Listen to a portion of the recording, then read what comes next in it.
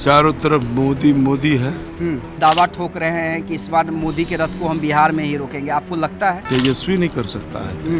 ये तो अहंकार वाली बात बोलता है सर चढ़ करके तेजस्वी का।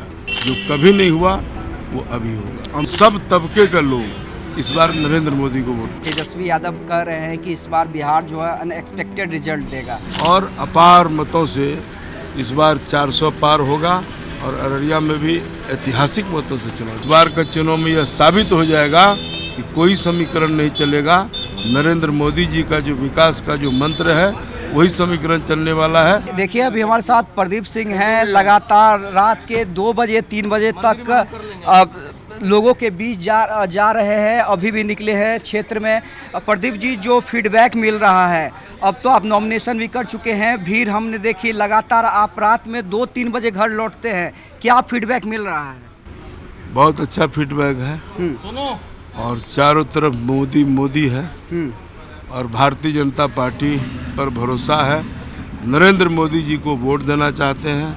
उन्होंने जो विकास का काम किया है, चारों तरफ किसी का कोई झमेला नहीं है। सिर्फ भारतीय जनता पार्टी का मतदाता वोट देने को तैयार है और अपार मतों से इस बार 400 पार होगा और अररिया में भी ऐतिहासिक मतों से चुनाव। प्रदीप जी, हम देख रहे हैं कि आपके दरवाजे पे आपसे मदद मांगने के लिए, अपने दुख सुनाने के लिए हिंदू के साथ साथ मुस्लिम लोग भी आते हैं। यहाँ पे मुस्लिम वोटर की भी संख्या भी काफ़ी ज़्यादा है, तो क्या मान रहे हैं कि वो तबका भी आपके साथ है?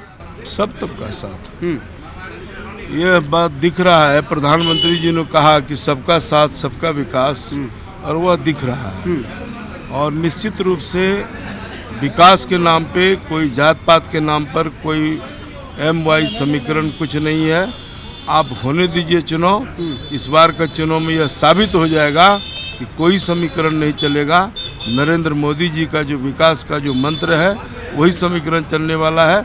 यहाँ की जनता जो है, सब तबके का लोग इस बार नरेंद्र मोदी को वोट। कई लोग आपके जो चाहने वाले हैं, प्रशंसक, उनसे जब हमारी बातचीत हो रही थी तो वो कह रहे थे कि जीत की में तो कोई दिक्कत ही नहीं है, गारंटी है, लेकिन इस बार मंत्री बनना है हमारे सांसद महोदय को।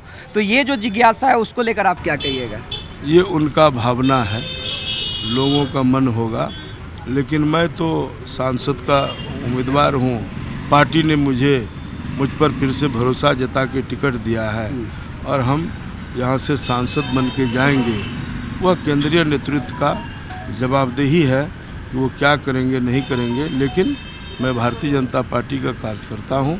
सांसद के रूप में मैं चुना जाऊँगा। मुझे पता है पार्टी का काम है उनका जवाबदेही तय करना या नहीं करना। आपके विरोधी भी काफ़ी मेहनत कर रहे हैं। तेजस्वी यादव कह रहे हैं कि इस बार बिहार जो है अनएक्सपेक्टेड रिजल्ट देगा, वो भी दावा ठोक रहे हैं कि इस बार मोदी के रथ को हम बिहार में ही रोकेंगे, आपको लगता है?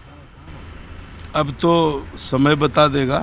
विरोधी तो विरोध करना उसका कर्तव्य है, लेकिन जहाँ तक रथ रोकने की बात है तो ये जनता रथ तय करेगी कि कौन बनेगा यहाँ का सांसद या किन की ज़्यादा सीटें होंगी।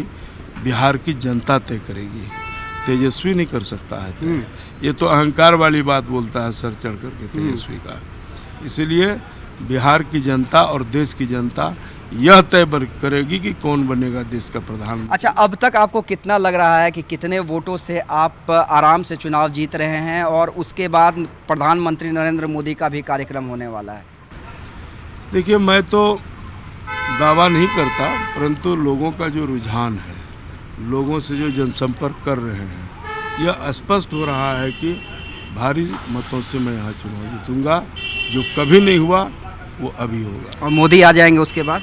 फाइनल आएंगे, मोदी जी आएंगे, आना ही है। तो चलिए, हमारे साथ प्रदीप सिंह थे, जिनका कहना है कि हम चुनाव जीत रहे हैं, इसमें कोई दिक्कत नहीं है, कोई कन्फ्यूज़न नहीं है। और देखिए, लोगों की इच्छा है कि हम मंत्री बने, लेकिन हम उम्मीदवार हैं, पहले हमारा काम जीतना है, उसके बाद केंद्रीय नेतृत्व तय करेगा कि उसे क्या करना है।